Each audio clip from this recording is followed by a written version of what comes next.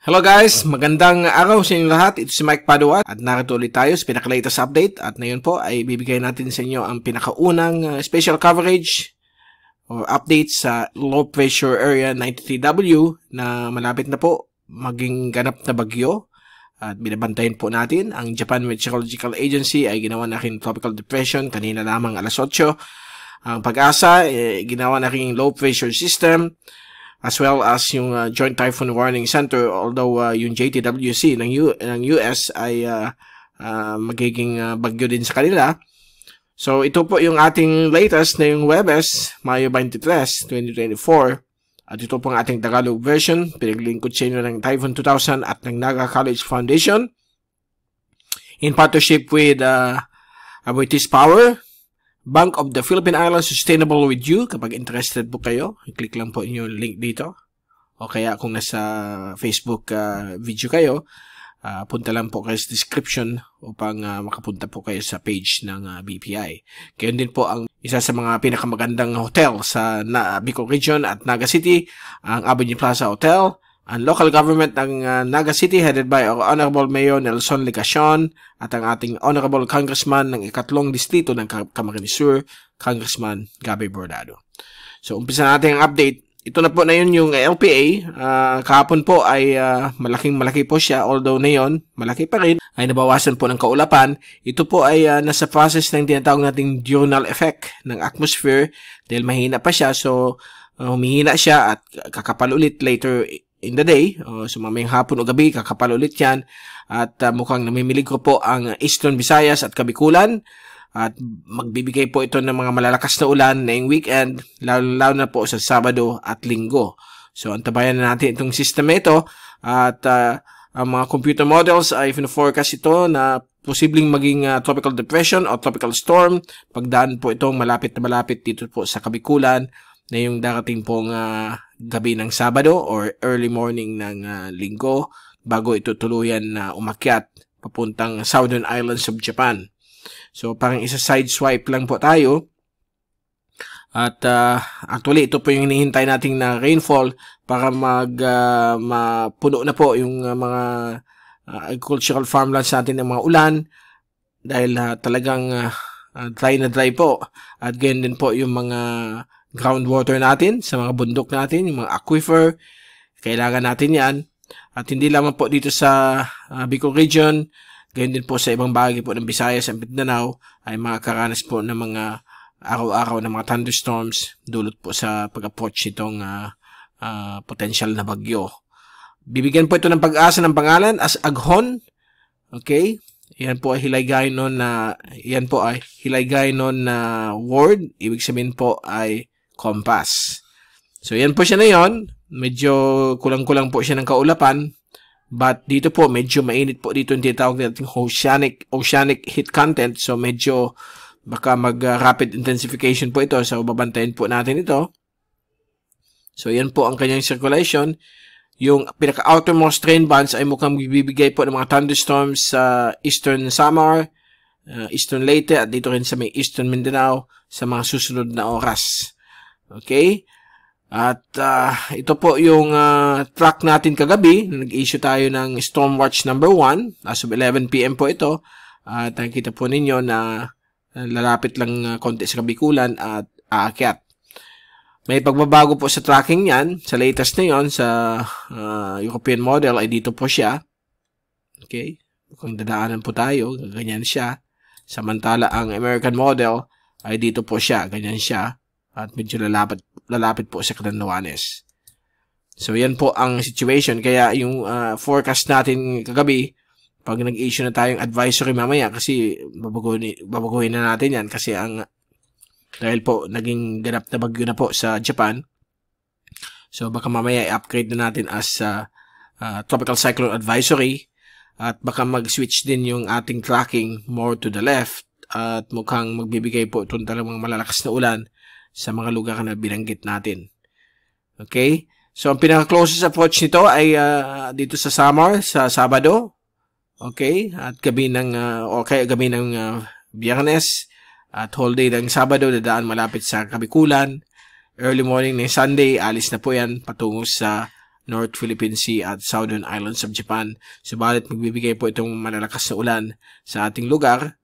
Okay, at ito po yung latest from Japan Meteorological Agency at nakikita po ninyo dito na medyo mas malapit po ang track nila dahil po doon sa bagong forecast models. Okay, may pinapakita na medyo lumalakas yung high pressure dito sa may right side niya, kaya pinupush itong system more to the left patungo sa Philippines. Okay, at lalo na po dito sa may Samar at Bicol region.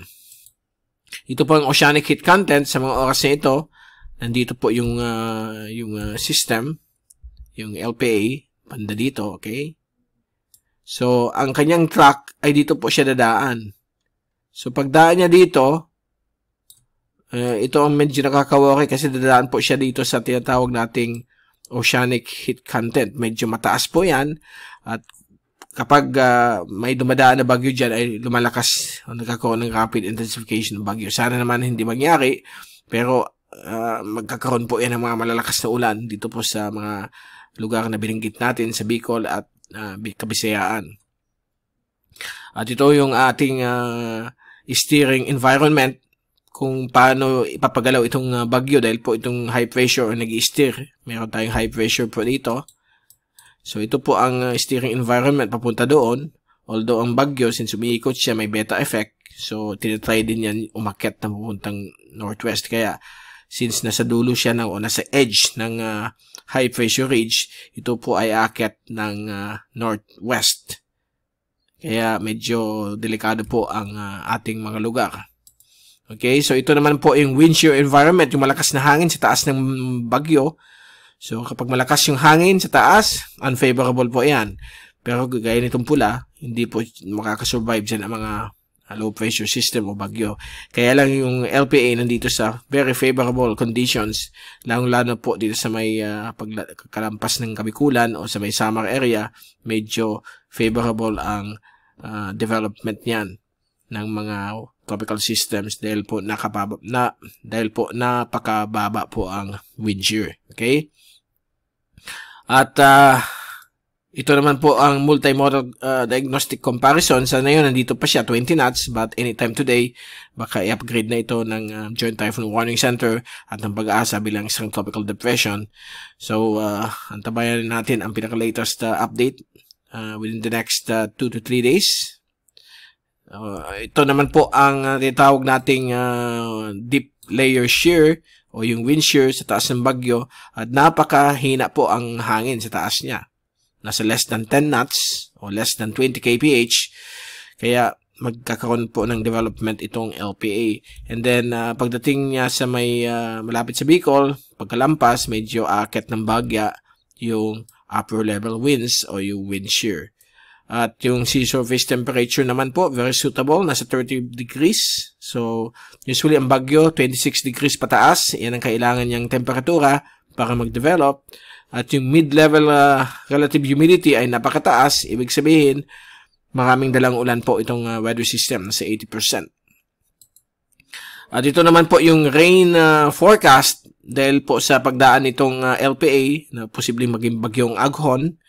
At ito yung forecast mula sa European model. Ito po yung latest as of 2 a.m. kanina. Mamaya pa yung 5 p.m. based on the 8 a.m. Run.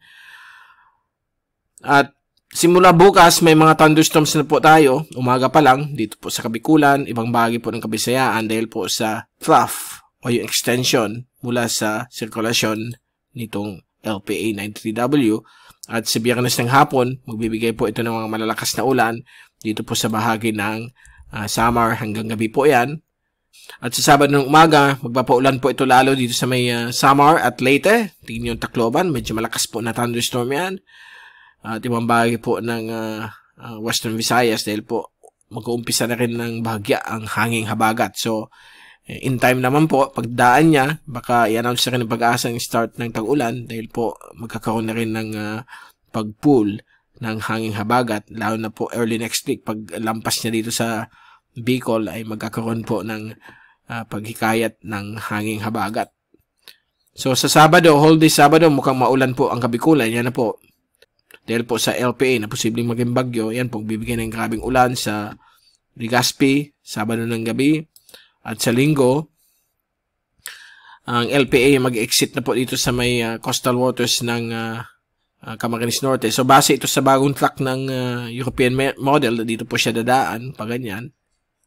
So, mafe-feel natin ang grabing ulan. Ang Partido District, Caramuan, Garcia-Torena, Siruma, okay, Goa, Presentacion ay makakaranas po ng grabing ulan pagdating po ng Linggo ng umaga. Pero baka magbago pa po yan. But usually ang 2 to 3 day forecast talagang malapit na po yan sa katotohanan. So makita niyo yan, yung white na yan, sobrang lakas ng ulan yan. Nasa 73.3 millimeters for 3 hours. So grabe po yan. So mag-cause po yan ng mga flash floods, mga pagbabaha. Kaya nakita niyo yan, Linggo ng gabi ay talagang grabe ang ulan dito sa Naga, sa ibang parte po ng Camarines Sur, dito sa Burias Island, Ticao, Albay. So yan po ang pinapakita na yun sa latest forecast. So hanggang dyan na muna, okay? Kasi yung forecast ng 2 AM ng European model up to 3 days lang. Wala silang up to 10 days. So yung mamayang 5 PM up to 10 days yun. So magbabago na naman itong forecast. Pero nakikita niyo naggrabing ulan po sa atin, sa Camarines Sur. Halos isang buwan na ulan po ito. Kasi pag titingnan natin yung rainfall accumulation for the next 3 days, ito po yung rainfall accumulation. Kung extend natin up to 5 days, yan po, talagang magkakaroon po tayo ng mga ulan na pwedeng lumampas po ng 100 millimeters. Okay? Kasi usually, conservative po ang mga models. Pag sinabing 100 millimeters sa forecast, in reality, nasa 200 millimeters. So, kailangan po tayong maghanda sa posibleng lakas ng ulan na bibigay nitong low pressure area na posibleng maging bagyo anytime today. So, yan po. Yan po ang rainfall pattern for the next 3 to 5 days. So, magpapaulan na po sa iba't ibang bahagi ng ating bansa, lalo na po sa Bicol at summer provinces. So, mag-ingat po tayong lahat at bantayan po ang tracking nitong si LPA 93W na soon to be magiging TD Aghon. Okay? At bago tayong paalam, ito ang Global Tropics Hazards Outlook ng Climate Prediction Center ng NOAA. Valid po ito for the next 2 to 3 weeks. Na yung 3 weeks ay highly uncertain. So for week 2, valid May 29 hanggang Hunyo 4, nandyan pa rin yung more than 20% of a tropical cyclone formation sa may West Philippine Sea at North Philippine Sea. Dahil po sa pag-onset na po ng tag-ulan, at nakikita po natin na above average po ang rainfall sa halos buong bahagi ng ating bansa. Siyempre May 29, wala na dyan yung bagyong o yung si 93W. So, ito yung mga susunod na mga weather systems. So, week 3, which is highly uncertain pa, valid June 5 to June 11, patuloy pa rin na nasa more than 20% ang tropical cyclone formation or yung formation ng mga bagyo sa Pilipinas. Pero highly uncertain pa po yan. Pwede pang magbago. But nakita niyo yung mga ulan sa Southeast Asia kasama po ang Western Philippines dahil na po yan sa habagat. Kasi nangyayari po dito, mayroon frontal system dito, yung Mayo front. May mga series of low pressure systems kaya na-enhance din ang habagat. Basta may LPA, kahit subtropical low siya or middle latitude low pressure, frontal system, marami yan mga LPA dyan, mga subtropical LPA. Automatic mag-enhance din po yan ng hanging habagat. So, yan po ang magandang balita sa iba, okay? Pero sa ibang naapektuhan ng baha ay medyo bad news. So, mag-ingat lang po tayong lahat, maghanda. Dahil po, ito po yung hinihintay natin. Dahil dry na po ang mga agricultural lands ng ating bansa, ang mga groundwater ng mga bulubundukin natin na nag-provide ng tubig sa atin, day-to-day water, kailangan natin itong ulan. Dahil kung hindi, medyo magkakaroon po tayong water crisis sa ating nasyon. So, mula sa Typhoon 2000, ito si Mike Pado magpapaalam. Mag-ingat po tayong lahat. Be #weatherwiser. At see you again tomorrow for the next update. Maraming salamat po sa pagpunod nyo sa aking channel. God bless po sa inyo lahat.